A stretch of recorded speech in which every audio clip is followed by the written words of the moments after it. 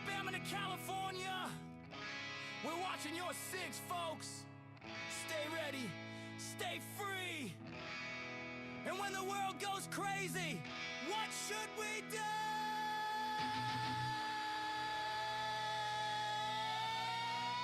Drink up, sing it fast. It's the Denton and Sasquatch show. Two voices you ought to know. From prepping tips to politics, they tell it straight. No tricks from Dixie to the Golden Coast. Freedom's what they love the most. Download the podcast, let the truth roll on the Denton and Sasquatch show. This place is half talk show, half weird daycare. I love it!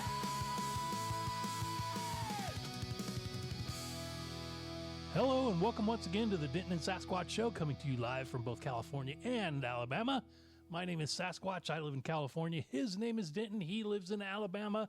And somehow, through the modern wizardry we call the internet, we make it sound like we are in the exact same room. Oh my goodness, I do not have the breath I used to have. All right, something I need to work on. I'll put that on my list. All right, so what's going on tonight, people? Yes, you get another podcast with my, I was going to say grouchy voice, but it's not grouchy. It's scratchy. There you go. That's the word I was looking for. Once again, Denton's not with us. Still dealing with family stuff with his mother. So all the best to Denton. Hopefully we'll have him back soon. Real quick, since we're starting, and this is usually what we do when we start, I want to apologize to one of our listeners. His name's Rocky. He sends stuff in all the time, and he sent a story in back in November, and it got stuck in my email, and I totally spaced on it. And I just want to say I'm sorry, because we do like getting stuff from you guys. We like when you guys send us stuff you think is funny or important or whatever. So if you ever do have something you want to send to us, you can send it to dentonandsasshow@gmail.com. And hopefully we'll get it, we'll read it, we'll find it's funny or interesting, and we'll put it on the show. All right, tonight's show is sponsored by Sierra Nevada Pale Ale. Delicious stuff.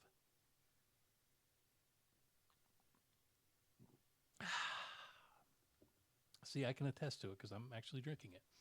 And no, we're not we're not sponsored by them. I just bought some at the store. Anyway, from dissing our listeners to getting an award. Dun, dun, dun, dun. Yeah, that's right. We got an award. Maybe.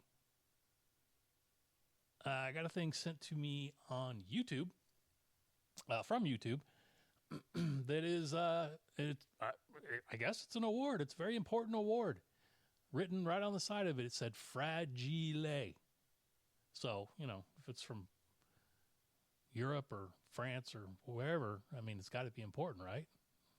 I don't know what fragile means, but I do know it's got to be important.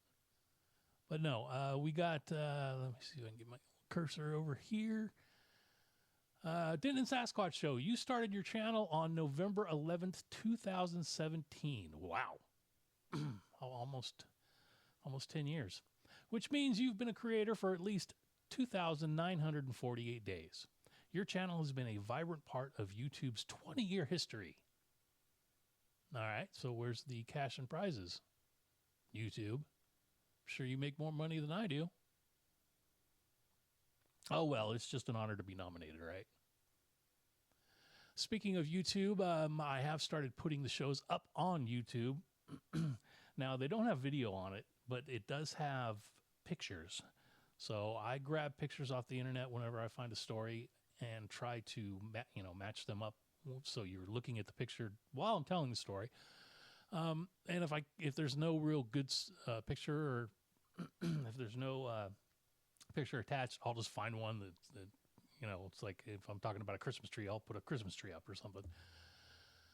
So if you like listening to the show and having a little something to look at while you're listening to the show, you can always catch us on YouTube. Also, But we're also on Podomatic and a bunch of other places. So, you're listening now, so apparently you found us. All right, let's get on with the big show, shall we? I think I said everything I needed to say. Yeah.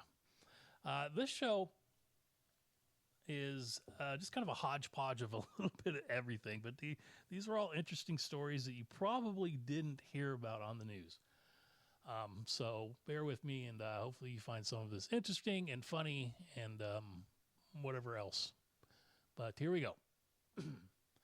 An ancient lake that once existed at Death Valley National Park has reemerged after record rainfall in the region. Several inches of water have formed in Badwater Basin, which lies at 282 feet below sea level, the lowest point in North America, according to a press release from National Park Service.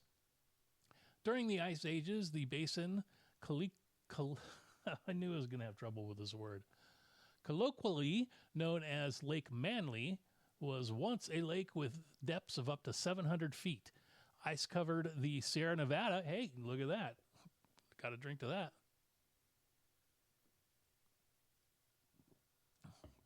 Yeah, it's not just a beer. It's a region in Northern California. Ice covered the Sierra Nevada between 128,000 and 186,000 years ago, allowing rivers to flow into a long valley that fed into Lake Manly, according to NASA. At the time, the lake measured nearly 100 miles long. In modern times, the basin typically lies bare without any significant moisture. Death Valley just experienced its wettest rainfall on record, according to the National Weather Service. Between September and November, 2.41 inches of rain fell, more than, excuse me, it's that horse thing going on. Where was I? All right, more than what typically falls in the desert landscape in 1 year. November alone recorded 1.76 inches, breaking the record set in 1923 at 1.7 inches. So there you go. I went to Death Valley a few years ago, and yeah, it's it's dry, really dry. Did I ever? Maybe I did. Maybe I didn't. I don't know. Well, I want to tell it now anyway. So I was in Death Valley. Me and a buddy decided to go camping, and neither of us had ever been there before, so we wanted to go. And we had a good time camping, going from spot to spot, just checking everything out we could. Well, there's this spot that apparently it's a gully, and it's a really long gully, and at the end of it is like a wall, just like a straight up wall. And a bridge goes over that so you can get to the other side and whatever. Well, me and my buddy pulled up, and we're like, hey, let's go check this out. There's a couple people standing down here. So we're getting out of the car, and we're walking over up to look down in the not the crater, but the gully, the real deep gully too. And as we're walking up, we were right next to the end where the gully stops and the wall starts. We were pretty close to there, and we looked down in it, and right then, these two military, I have no idea what they are because I'm not good with military aircraft, but two planes come flying down this thing. I mean, they were in the gully, just flying, and came to the end where the wall was and just shot straight up. It was one of the coolest things I've ever seen in my life. And I don't know if they were just out there having fun or if it's like a maneuver they do or whatever, but it was one of the coolest things I have ever seen. All right, now that I'm done telling my story, experts predict this year's flu season to be worse than usual. Dun, dun, dun.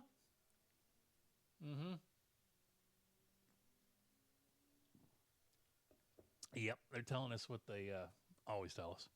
And here's why. Every year, flu season in North America starts to peak around the holiday season. But this year, doctors and researchers are especially worried. Well, aren't they especially worried every year? Isn't that what they tell us? We will have a significant flu season this year, and we have a lot of concern that it's going to be more severe than typical, says Richard Martinelli, an infectious disease specialist and chief medical officer at Yale Medicine. Why? Well, this is why. The version of the virus that is circulating around the globe has undergone significant genetic changes that make it easier to infect people and therefore to spread between them. It means our antibodies won't see it as well, says Dr. Danutu Skaronsky. What's worse, these genetic changes happen too late to account for in flu shot formulations. I mean, isn't this what they do every year? They just take a guess at what the strain of flu is going to be, and they never know, and typically they get it wrong. But anyway, but while this year's vaccine is not a perfect match for the dominant strain, well, gee, experts emphasize that it's still important to get the shot as well as take other steps to combat the freight train of flu likely heading our way. Oh, a freight train this year, huh? I have not gotten a flu shot ever, I believe. I don't think my parents ever got one when I was a kid.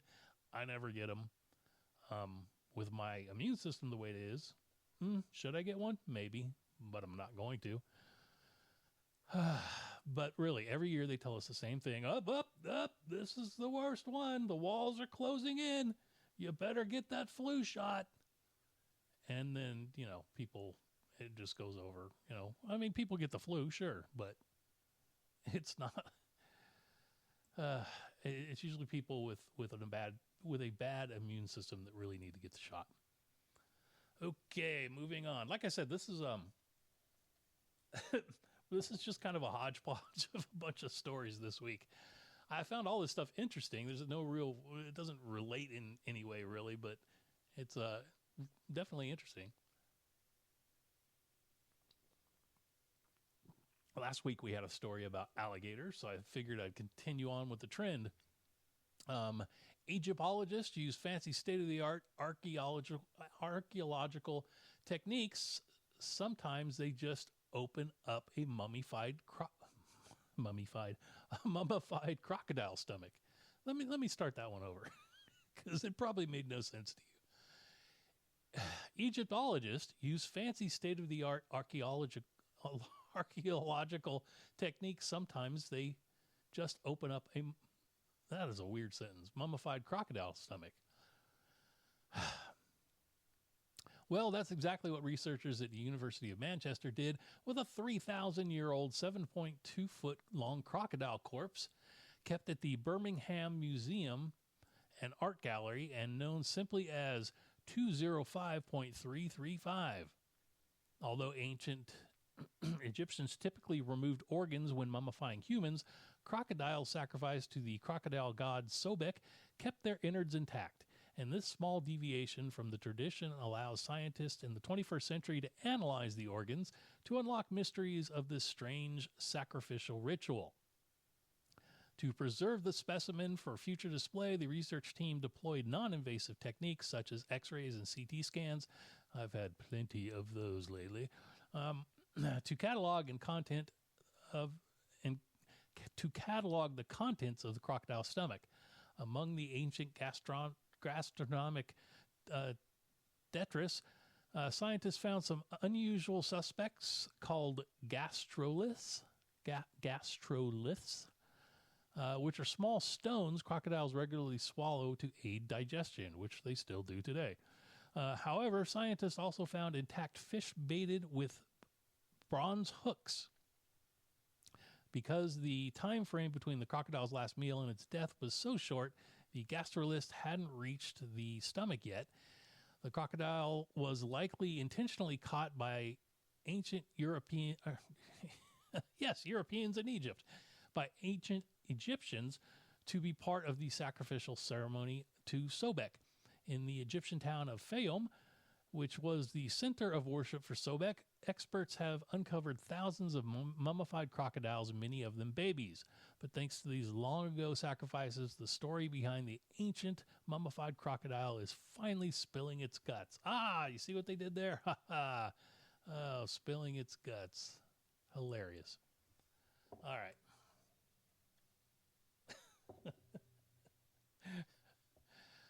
Sometimes I make myself laugh.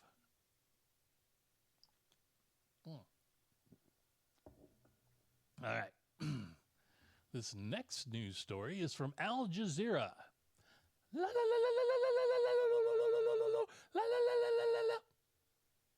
No, that's not really a story. I just thought that was funny. Is that racist? I don't know. Who cares? All right. You just can't win because they keep on moving the goalpost, right? All right, from Al Jazeera. Human activity has caused some rainforests to switch from being a solution for climate change to the source of it, a new study has found. All right, here we go. The study published in the Scientific Journal of Nature discovered that Africa's forests and woody savannas, which historically acted as a carbon sink, removing atmospheric carbon and storing it as biomass, made a critical transition from a carbon sink to a carbon source between 2010 and 2017. The implications of this shift are profound. Africa's forest and woodlands have historically served as a carbon sink. Now they are contributing to widening the global greenhouse gas emission gap that needs to be filled to stay within the goals of the Paris Climate Agreement. There you go. There you go. Finally hit on the sentence. All right, I lost my place. Hold on. Okay. The observed trends may be further exacerbated in the future by population growth in Africa. The increasing, well, we better import them all over here then, if we got too many people in Africa, right? The increasing export demand, particularly from Asia, and the resulting pressure on natural resources, agricultural expansion for commodity crop, timber, and fuel wood, the report found. The long-term persistence of these trends will depend on local governance and whether resources are used sustainably, it added. Now, wasn't it just a few months ago that, now this wasn't in Africa, but it was in the rainforest in wherever the hell the rainforest is. In Central America. No, would that be? Yeah, I don't know, but you know what I'm talking about. Well, there, they just happened to clear a ton of the rainforest out of the way, and what was it for? Oh my goodness, it was for the COP30, the climate change conference and party. Yes. They're going to have a conference, and then they were all going to party down, so they had to get rid of a bunch of the rainforest to do so. Now, couldn't they have had this meeting anywhere else in the world? Like, oh, I don't know, a football stadium, a Staples Center where the Lakers play? I mean, no, they had to clear a bunch of the rainforest to have a party for these people. It's just insanity. Their hypocrisy knows no bounds. All right. This stuff gets me worked up. Moving on, we will go to Why So Cross, Bruh? Have a little sip of my beer here.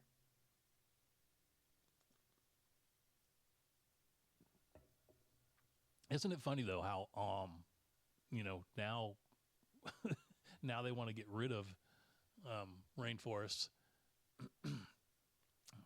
just because. I mean, I'm sure they give some scientific reason, but really, I think it's just because they nothing else was working. So, all right, moving on. Like I said, why so cross, bruh? On April 1st, 2019, Wayne and Bonnie Anderson were served a notice from the Oh, this is going to work me up too. I remember this story. Okay, here we go. From the Village Community Development District 8, CDD 8, the entity which oversees the Andersons' neighborhood within the villages. Now, if you know what the villages are, there's a bunch of Karens there. And this is a homeowners association, basically, is what it is. And I don't know if you hate them as much as I do, but yeah. All right, the notice stated the couple was in violation of community standards regarding lawn ornaments. According to Anderson, someone anonymously complained about their, wait for it, complained about their 12-inch tall white cross placed in the front of their yard. Anderson said he refused to move his cross. Well, good for him. So CDD 8 issued a $25 fine every day the cross remained in the yard. The last I heard, the fine was $44,000 for us, Anderson said. Following the fines came a lawsuit filed by the Village Community Development District 8. After 5.5 years of legal back and forth, the judge ordered both sides to settle the matter out of court. According to the release of all claims indemnity agreements, the terms of the settlement require the Village Community Development District 8 must pay $173,000 in court and legal fees. CCD 8 must also pay $70,000 to the Andersons. The 12-inch white cross gets to stay where it's been, as it has since been affixed to a planted pot. Fox 35 reached out to members of the Community Development District 8 for comment on the settlement. We have not received a response. According to the district's website, there are 5 members on the board, including Anderson, who occupies seat 1. The other 4 members are named Karen, and Karen. Guess I kind of stepped on my own joke there. But seriously, really? I mean, this guy's even on the board. And they wanted to sue him for a 12-inch cross sitting outside of his house. These people are insane. That's what happens when you get just a little bit of power. You go insane. Which probably explains why this country is in the shape it's in.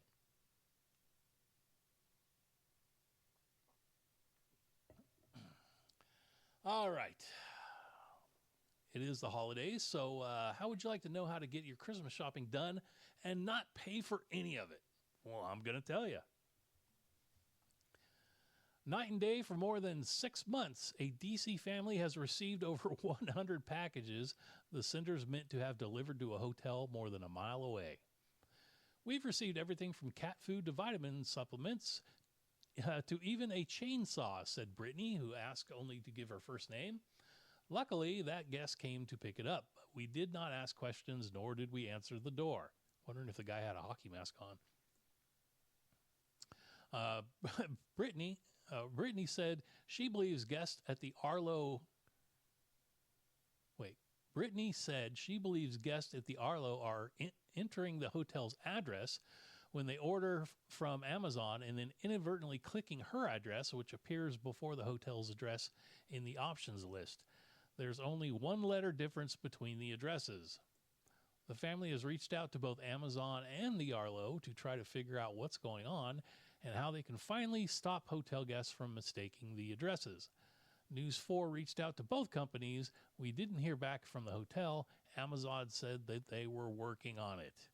Oh yeah, did Amazon also tell you that you're going to get 1 day delivery and all of a sudden it's now 2-day delivery? But like I said, I would have just kept all this stuff and wrapped it up and given it to my friends and family.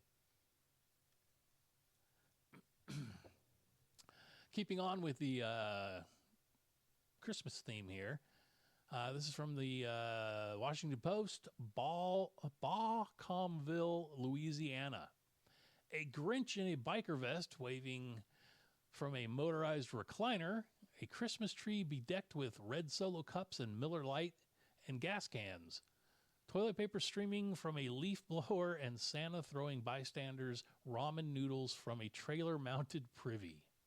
Well, hell, sounds like a party to me. From Georgia to Louisiana, South Carolina, Tennessee, and Kentucky, where they're called hillbillies, 'tis the season for Redneck Christmas parades. That's right. This area... Should I do it in a voice? This area here, we're all about hunting, fishing, mud digging, everything outdoors. Rednecks have always been portrayed as those, and we're proud of that, said Pam Man. Well, Pam Man. I did it in a very manly voice for a Pam, whose family runs the local feed store and construction company. The first organized, I'm sorry, I can't read either. They first organized the annual parade in this unincorporated northern Louisiana community 19 years ago as a charity to benefit local residents. This year's parade, held last Saturday, raised at least $5,000, as much as last year, and was expected to benefit at least 110 local children, man said. Spectators caught pregnancy tests, diapers, chili patterned underwear. I'm sorry, what? Chili patterned underwear? Is that what I think it is? Oh, man. All right. Chili patterned underwear and coins entitling them discounted divorces with a local lawyer. Man said donated toys and food often go to children being raised by grandparents because their parents are in jail. Well, I mean, if that wasn't like stereotypical. I mean, could you imagine if they did a story like that? But I don't know, insert anything. Black people, Asian people, Hispanic people. They're like, yeah, they had tacos and enchiladas thrown from their parade. People would be flipping the F out. But, you know, it's white redneck, so it's okay. All right. Some of these make me laugh. All right, here we go. Go ahead and get a good whiff of your own farts, scientists say. It could help guard against Alzheimer's. I'm sorry, what? Researchers at Johns Hopkins Medicine have found that hydrogen sulfide, the rotten egg smelling chemical compound. Yeah, we did have a story about smelling farts last week, but this is another one. The rotten egg smelling chemical compound expelled when one breaks wind could protect aging brain cells from cognitive decline and Alzheimer's, which is diagnosed in roughly 500,000 new patients each year in the U.S. Our new data firmly links aging, neurodegeneration, and cell signaling using hydrogen sulfide and other gaseous molecules within the cell, said Dr. Bindu Paul. For the trailblazing investigation, researchers used genetically modified mice that mimic human Alzheimer's disease. They injected the mice with the hydrogen sulfide carrying compound called NAGYY, which slowly releases the gas molecules throughout the body. After 12 weeks, the scientists tested the mice for changes in memory and motor function, and the results were shocking. The test revealed both cognitive and motor function improved by a staggering 50% compared to untreated mice. The rodents who received the hydrogen sulfide treatments were more physically active and displayed better memory. The results show that the behavioral outcome of Alzheimer's disease could be reversed by introducing hydrogen sulfide, farts, the research team revealed. Well, I mean, I guess you could just grab your partner and you guys fart in each other's faces if you don't want to get Alzheimer's. I don't know. It's just a strange story. But it made me laugh. All right. It must be the end of the world. Why? Because Trump did something.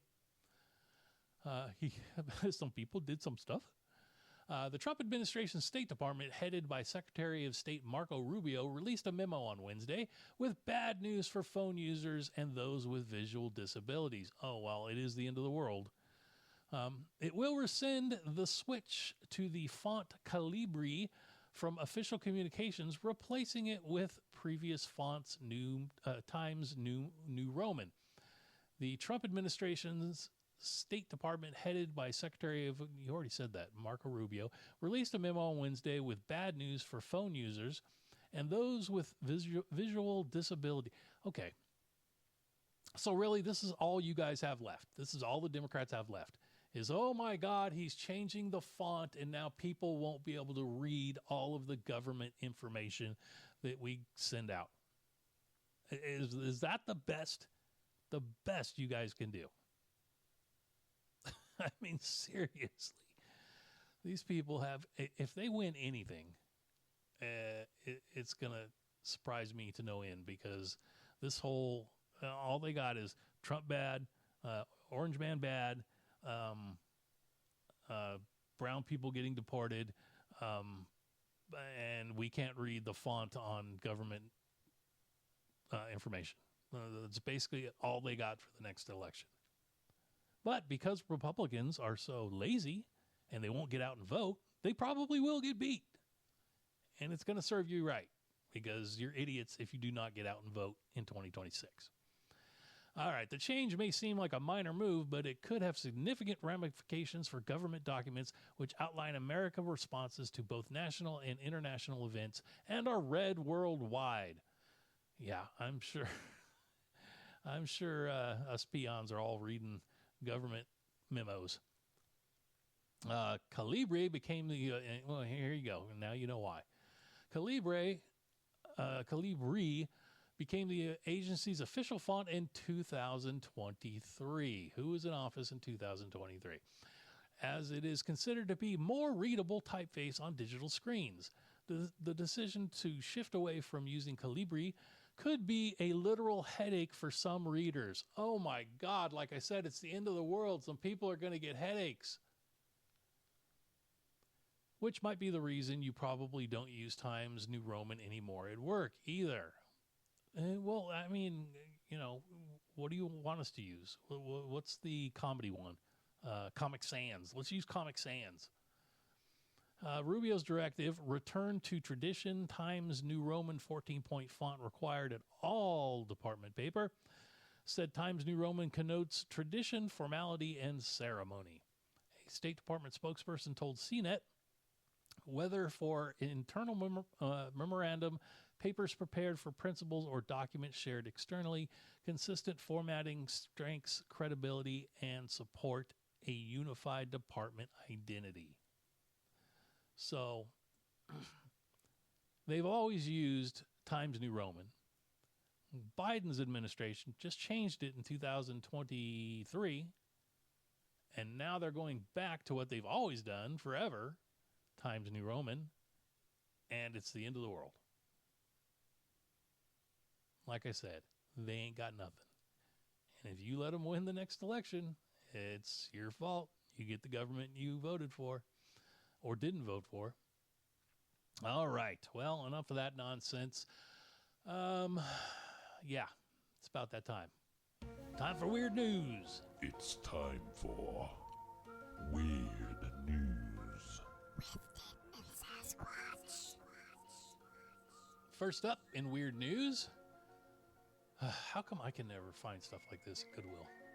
A live hand grenade was discovered in the donation bin at a Goodwill store in Palatakta, Florida, prompting an immediate evacuation on Thursday, December 11th. According to the I got to get this name right. Palatka Police Department, officers quickly secured the scene and evacuated the building. As a precaution, the St. Johns County Sheriff's Office bomb squad was called in to handle the situation. They safely retrieved the grenade and remotely detonated in a secure location. The grenade was found among items donated to the store but had not yet reached the retail floor. Authorities are urging the public to carefully inspect items before donating, ensuring hazardous materials like explosives, firearms, or ammunition are not included. Like I said, how come I can't find cool stuff like that when I go to Goodwill? All right, moving on. Well, apparently, we have all time traveled back to the late 70s, and we're all in an action TV show. Because when was the last time you heard of anything like this? An experienced hiker, that could be questioned, was rescued after becoming trapped in quicksand for hours at Arches National Park in Utah on Sunday, December 7th, Austin Dirks, who has logged thousands of miles on hiking trails, was trekking through Courthouse Wash when his left leg suddenly sank into what he thought was solid ground. Okay, your left leg sinks into solid ground. What do you do next? You go, oh, whoa, hey, something's going on here. I better try to back out of this. No, he shifted his weight to his right leg and also sank up to the knee, trapping him in the quicksand. Dirk spoke to KSTU and described the experience as the closest I've ever come to dying, noting that he intentionally thought of quicksand as folklore or legend. Really, dude? I mean, most people don't experience it, but you still know it's not a folklore. Despite his extensive hiking experience, he had never encountered quicksand before. As he attempted to free himself, he realized that the sand was behaving like concrete, making it impossible to move his leg even slightly. With temperatures dropping to 21 degrees, Dirks used a GPS satellite messenger to send an SOS message, alerting Grand County Search and Rescue to his location. While waiting for the help, he endured freezing conditions for 2 hours, trying to keep warm by layering clothes from his backpack. Rescuers arrived with a drone, ladder, shovels, a vehicle traction board to create a stable path across the quicksand and free Dirks. Dirks was eventually freed, though his leg was numb and nearly collapsed when he put weight on it.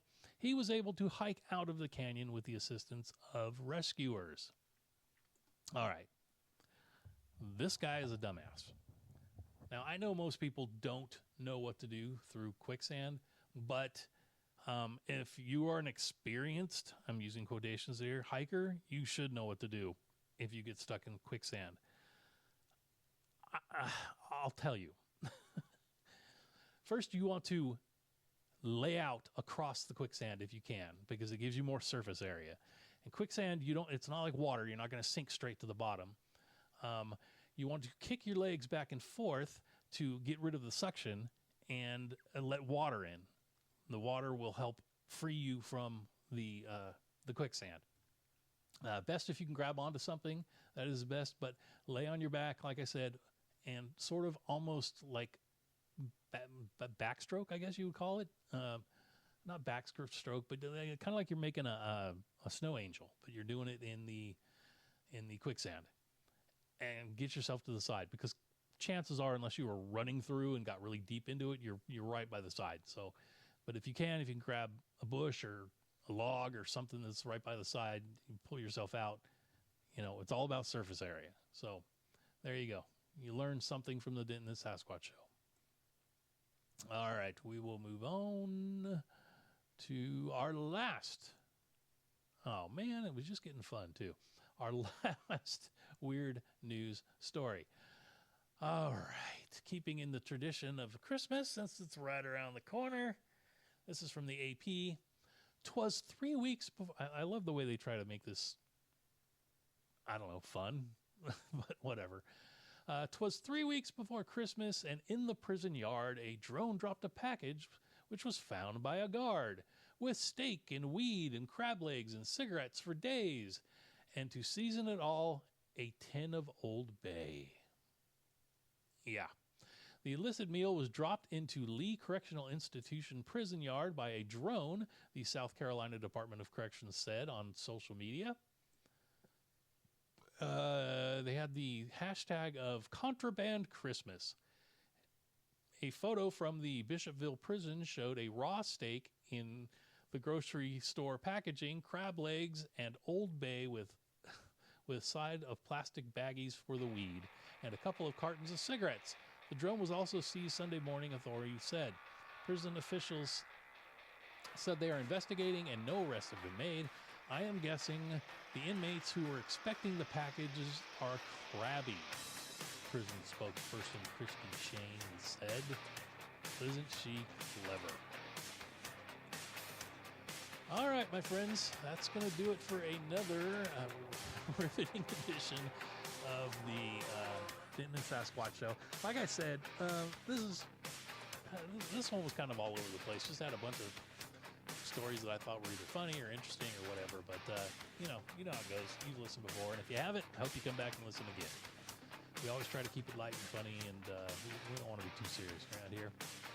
With that said, though, make sure you're always thankful for God and all He has given you. Stay safe and help each other whenever you can. But most importantly, don't take any crap from anyone ever. Until next time, have a good one. We'll see ya.